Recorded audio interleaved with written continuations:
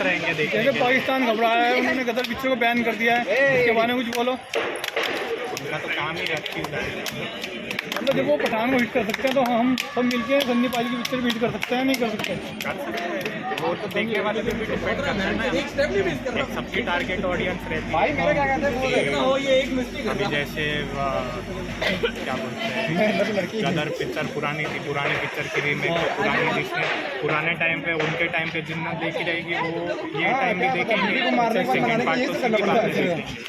तो जैसे कि अक्षय कुमार की पिक्चर आ रही है, ओ माय गॉड, उसके साथ फ्लैश हो रहा है, तो कौन सी पिक्चर हिट हो गई, कौन सी नहीं? गदर हिट हो गया, ओ माय गॉड।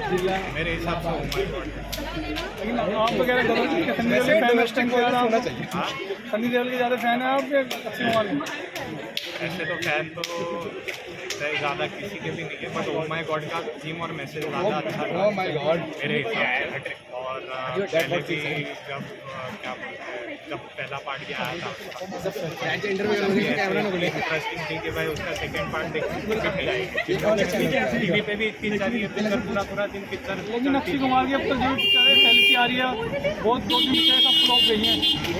अरे उनका भी कम बैक हो रहा है, सन्नी पाजी का कम बैक हो रहा है, क्या पिक्चर से हो कम बैक इनका? जैसे सन्नी पाजी ने उसमें नलका उखाड़ा था, नजर में इस बार चक्कर उखाड़ना बोलेगा, क्या लगाओ बोलेगा। मेरा बाप देख नहीं मुझे तो ये सब करना अब प्रत्येक सामने क्यों खड़ा है। जैसे चल रही जैसे ट्रेंड आया उस हिसाब से अच्छा खासा ट्रेलर बना के सबको अच्छे से कन्विंस। वही हमारा सन्नी पाजी के स्टाइल में बहुत उनका डायलॉग कि हमारा हिंदुस्तान जिंदाबाद था, जिंदाबाद है, जिंदाबाद रहेगा। पूरा इंटरव्यू देखते हुए नहीं देख रहा।